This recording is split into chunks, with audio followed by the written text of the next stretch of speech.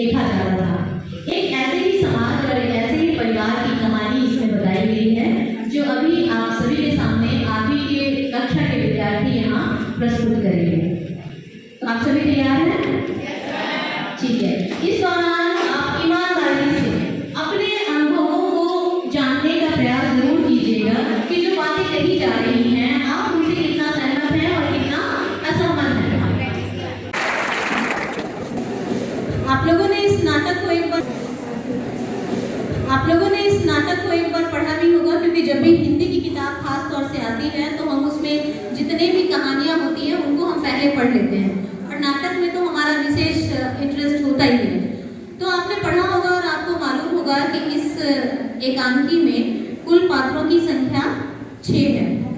तो सबसे पहले जो इसमें हम कह सकते हैं कि मुख्य पात्र है वो है उमा। उमा के रूप में हमारे सामने है शुभिका मिश्रा 9C।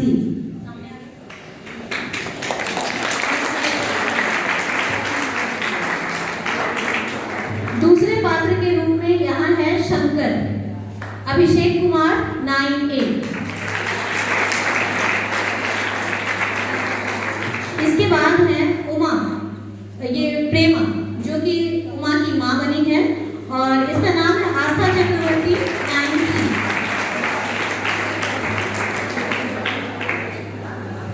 लड़की का पिता यानी कि प्रेमा का पिता राम स्वरूप, और ये हमारे विद्यालय से बने हैं प्रेम कुमार 9F। लड़का के पिता गोपाल प्रसाद, और ये हमारे क्लास से बने हैं, हमारे विद्यालय से बने हैं सत्यम कुमार 9F। इस पूरे एकांकी में जो सबसे मजेदार पात्र है वो है शंकर, जो कि परिवार में नौकर की भूमिका में है, और ये है आदित्य राज 9A, रतन की भूमिका है। एकांकी को आप सभी अपनी जगह पर चले जाएंगे और अपने पात्र के हिसाब से ही मंच पर आएंगे।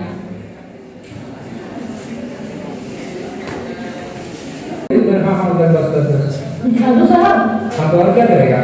परमात्मा ने जब अपने बेटे को कहा था बिछादू साहब, और ये पसीना किससे बहाया? अरे हंसता क्यों? अरे हमने भी जवानी में कसरतें की हैं, कसरत से नापा था लोगों की तरह। और ये तब क्या चीज है? वो उसे सीधा कर, हाँ ये बस ऐसे ही। और सुन, वो दरी भी गया बहु मान के जो यहाँ बिछानी है, और वो चद्दर भी जो तंदूरी के यहाँ से आई। मैं कहती हूँ तुम्हें इस वक्त धोती की क्या जरूरत पड़ गई? एक तो वैसे ही जल्दी में धोती अभी तो बदल कर है, फिर न जाने किस लिए। लेकिन तुमसे धोती मांगी किसने? ये तो रतन कह रहा था। क्यों कह रहा था? तेरे कानों में डांट लगी है क्या? मैंने कहा था धोबी के यहाँ से जो चद्दर है वो हम मांगा, अब तुम्हारे लिए दूसरा दिमाग कहाँ से लाऊं? उल्लू कहीं का। जा पूजा वाली कोठरी में लकड़ी के बक्से के ऊपर धोबी के यहाँ से धुले हुए कपड़े आए हैं ना, वहाँ से एक धुली हुई चद्दर ले आ। और दरी यही तो है, कोने में पड़ी तो है, लेकिन यह तुम्हारी लाडली बेटी तो मुंह फुलाए बैठी है। मुंह फुलाए? और तुम उसकी माँ किस मर्ज की दवा हो? जैसे तैसे करके तो वो लोग पकड़ में आए हैं। अब तुम्हारी बेवकूफी से सारी मेहनत बेकार जाए तो मुझे ना था। तो मैं क्या ही करूं? सारे जतन करके तो हार गई। तुम ही ने उसे पढ़ा लिखा कर इतना सिर चढ़ा रखा है। मेरी समझ में तो ये पढ़ाई लिखाई के जंजाल आते नहीं। अपना जमाना अच्छा था, आई पढ़ ली, हिंदी सीख ली, और बहुत हुआ तो स्त्री सुबोधनी पढ़ ली। सच पूछो तो स्त्री सुबोधनी ने ऐसी बातें लिखी हैं, ऐसी बातें कि क्या तुम्हारी BA MA पढ़ रही होगी। और आजकल के तो लक्षण ही अलग है। ग्रामोफोन बाजा होता है ना, 2 तरह का होता है। एक तो आदमी का बनाया हुआ, उसे जब चाहे चालू कर दो या तो बंद कर दो, और एक भगवान का बनाया हुआ जो चालू होता है तो कभी बंद ही नहीं होता। तो भी तुम्हें ठठोरी ही सोचते रहती है। यह तो होता नहीं कि उस अपनी उमा को राह पर लाते। अब देखो कितनी बची है हम लोगों को आने में। अरे तो हुआ क्या? तुमने तो कहा था तू जरा ठीक ठाक करके नीचे लाना। आजकल तो लड़की के लो, बिना टिंग टांग के मतलब कौन पूछता है। इसी माने मैंने तो पाउडर उसके सामने रखा था, पर उसे तो इन चीजों से न जाने किस जन्म की नफरत है। मेरा कहना था कि आंचल में मुंह लपेट कर लेट गई।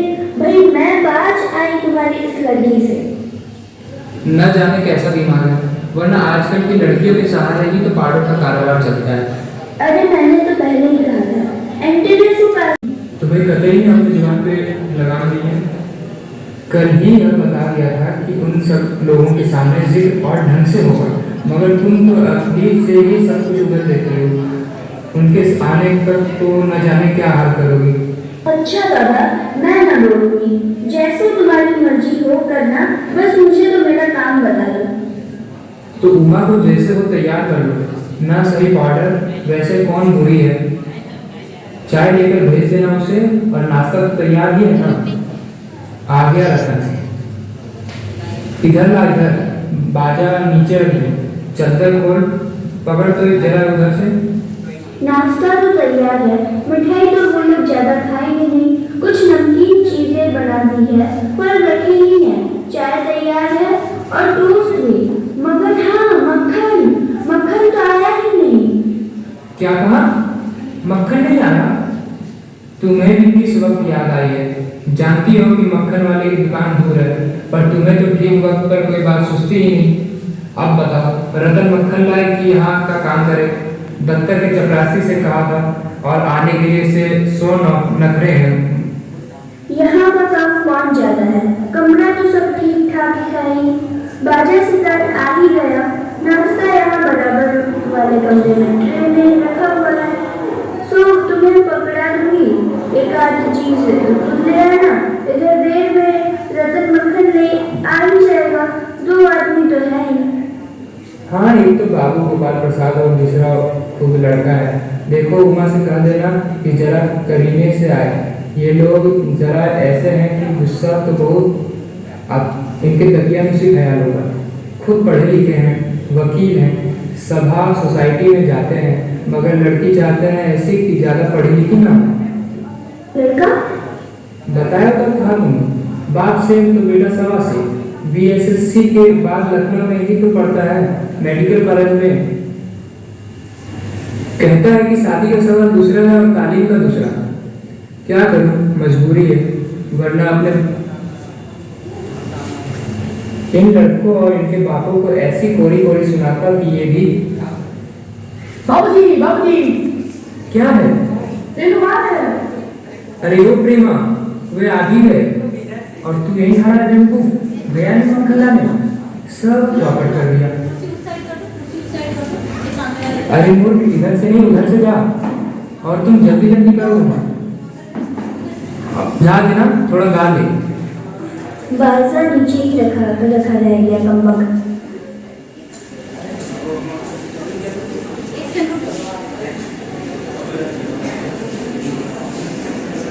मकान में कोई तकलीफ तो नहीं हुई? नहीं, टेम्पो वाला जानता था, और फिर हमें तो यहाँ आना ही था, रास्ता मिलना कैसे नहीं। मेरा बोल दो तुम्हारा। अरे ये तो आपकी मेहरबानी, मैंने आपको तकलीफ तो ना दी। अरे नहीं साहब, जैसा मेरा काम वैसा आपका काम, आखिर लड़के की शादी तो करनी ही है। पर यूँ कहिए कि मैंने आपके लिए खासी परेशानी कर दी। ये लीजिए, आप तो मुझे कार्टून में अच्छी नहीं लगे, हम तो आपके ही सेवक जैसे हैं। और क्यों शंकर बाबू, कितने दिनों की छुट्टियाँ हैं? जी कॉलेज की तो छुट्टी नहीं है, वीकेंड में चला आया था। आपका कोर्स खत्म होने में तो अभी साल भर रहा होगा। जी यही कोई 1-2 साल। साल 2 साल? हाँ जी, 1-8 साल का मार्जिन रखता हूँ। बात यह है कि साहब कि शंकर 1 साल बीमार हो गया था। क्या बताएं, इन लोगों को इसी उम्र में सारी बीमारियां सताती है। एक हमारा जमाना था कि स्कूल से आकर दर्जनों कचौड़ियाँ उड़ा जाते थे, मगर फिर जो खाना खाने बैठते तो वैसी की वैसी ही भूख। जी कचौड़ियाँ भी तो उस जमाने में पैसे ही मिलती बना देगा। जनाब, कभी नहीं साहब, कभी नहीं। अरे आपका क्या ख्याल है संजय बाबू? किस मामले में? अरे यही कि शादी तय करने में खूबसूरती का हिस्सा कितना होना चाहिए? यह बात दूसरी है रामस्वरूप बाबू। मैंने आपसे पहले भी कहा था, लड़की का खूबसूरत होना निहायत जरूरी है। कैसे भी हो, चाहे पाउडर वगैरह लगाए, चाहे वैसे ही। बात यह है कि हम आप मान भी जाए, मगर घर की औरत तो राजी नहीं होती। आपकी लड़की तो ठीक है। जी हाँ, वह तो आप अभी ही देख लीजिएगा। देखना क्या, जब आपसे इतनी बातचीत हो चुकी है तब तो यह रस्म ही समझिए। अरे यह तो आपका मेरे ऊपर भारी एहसान हो गया। और जायजा जनपत्र तो मिल ही गया होगा। जी जायचा का मिलना क्या मुश्किल बात है, ठाकुर जी के चरणों में भी रख दिया, बस खुद ब खुद मिला हुआ समझिए। यह ठीक कहा आपने, बिल्कुल ठीक। लेकिन हाँ, यह जो मेरे कानून में भनक पड़ी है, यह तो गलत है ना? क्या? यह पढ़ाई लिखाई के बारे में। जी हाँ, साफ बात है साहब, हमें ज्यादा पढ़ी लिखी लड़की नहीं चाहिए। मेम साहब तो रखनी नहीं, कौन भुगतेगा उनके नखरों को? बस हद से हद मैट्रिक पास होनी चाहिए। क्यों शंकर? जी हाँ, कोई नौकरी तो करानी नहीं। अरे नौकरी का तो कोई सवाल ही नहीं उठता। और क्या साहब, देखिए कुछ लोग मुझसे कहते हैं कि जब अपने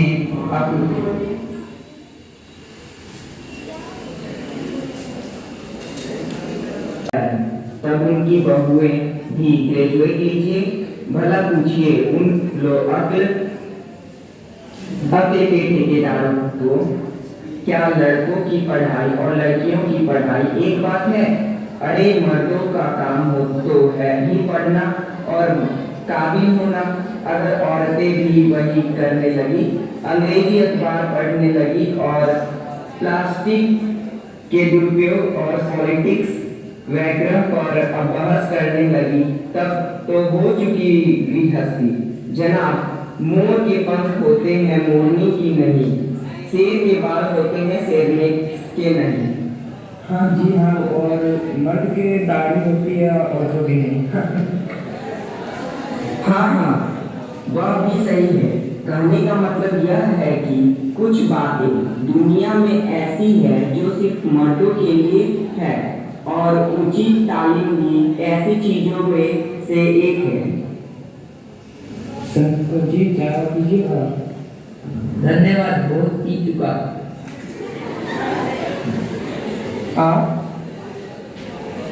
बस साहब, अब तो खत्म ही कीजिए।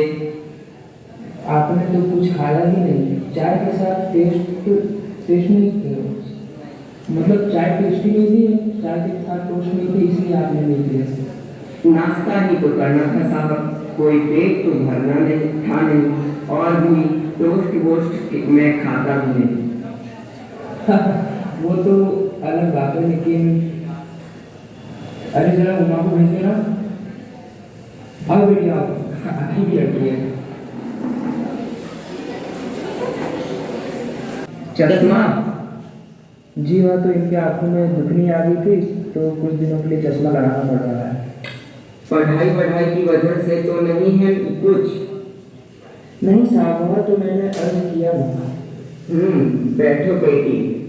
वहाँ बैठ जाओ उमा, उस तख्त पर अपने कुछ बताओ उन्हें। चाल में तो कुछ खराबी है नहीं, चेहरे पर भी छवि है। हाँ, कुछ गाना बजाना सीखा है? जी हाँ, सितार भी और बाजा भी। सुना तो मैं एक का गीत। मन में बसा कर तेरी मूर्ति, उतारूं मैं गिरधर तेरी आरती। क्यों, क्या हुआ? गाने तो पूरा करो उमा। नहीं साहब, काफी है। लड़की आपकी अच्छा गाती है। अभी ठहरो बेटी। थोड़ा और बैठी रहो उमा। तो तुमने पेंटिंग वेंटिंग भी? अरे हाँ, वो तो मैं आपको बताना ही भूल गया। ये जो तस्वीर टंगी है ये इसी ने बनाई है। हाँ, यह तो बहुत अच्छा है। और सिलाई वगैरह? सिलाई तो सारे घर की इसी के जिम्मे हो रहती है, यहाँ तक कि मेरी कमीजें भी यही सीती है। ठीक, लेकिन हाँ बेटी, तुमने कुछ इनाम विनाम भी जीते? जवाब दो उमा। अरे शर्मा रही है बेचारी। जरा इसे भी तो मुंह खोलने चाहिए। उमा देखो ये क्या कह रहे हैं, जवाब दो इन्हें। क्या जवाब दो बाबूजी? जब कुर्सी मेज बिकती है तब दुकानदार कुर्सी मेज से कुछ नहीं पूछता, सिर्फ खरीदार को दिखला देता है। पसंद आ गई तो अच्छा, वरना उमा उमा कह लेंगे दीजिए बाबूजी। ये जो महाशय मेरे खरीदार बनकर आए हैं, उनसे जरा पूछिए क्या लड़कियों के दिल नहीं होता? क्या उनको चोट नहीं लगती? क्या बेबस भेड़ बकरियां हैं जिन्हें कसाई अच्छी तरह देखभाल कर? बाबू रामस्वरूप, आपने मेरी इज्जत उतारने के लिए मुझे यहाँ बुलाया था। हाँ, और हमारी भी इज्जत नहीं होती जो आप इतनी देर से हमें नापतोल कर रहे हैं। और जरा अपने इन साहबजादे से पूछिए कि अभी पिछली फरवरी में ये लड़कियों के हॉस्टल के इर्द गिर्द क्यों घूम रहे थे और वहाँ से कैसे भगाए गए थे। बाबूजी सुनिए, लड़कियों के हॉस्टल में? क्या तुम कॉलेज में पढ़ी हो? जी हाँ, कॉलेज में मैं पढ़ी हूँ। मैंने बीए पास किया है, कोई पाप नहीं किया, कोई चोरी नहीं की, और ना आपके पुत्र की तरह दाग जाकर कायरता दिखाई। मुझे अपने इज्जत, अपने मान का ख्याल तो है, लेकिन इनसे पूछिए कि ये किस नौकरानी के पैरों पड़कर अपना मुंह छिपाकर भागे गए थे। उमा, ऐसे नहीं बोलते। बस हो चुका। बाबू रामस्वरूप, आपने मेरे साथ दगा किया। आपकी लड़की बीए पास है और आपने मुझसे कहा था कि सिर्फ मैट्रिक तक पढ़ी। मैं चलता हूँ। बीए पास? ओह गजब, हो जाता। झूठ का भी ठिकाना है। आओ बेटे चलो। जी हाँ, जरूर चले जाइए, लेकिन घर जाकर जरा ये पता लगाइए कि आपके लाडली बेटी की रीढ़ की हड्डी भी है या नहीं, यानी बैकबोन। उमा उमा रो रही है। बाबूजी मक्खन।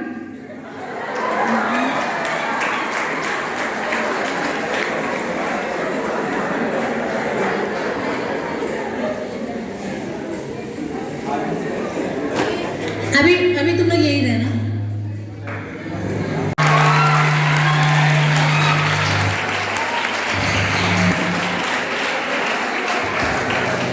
मजा आया देखने में? पढ़ने से ज्यादा? तो इसको दिखाने के पीछे दो उद्देश्य था। पहला तो ये कि जो कथा वस्तु है वो तुम्हारे समझ में आए,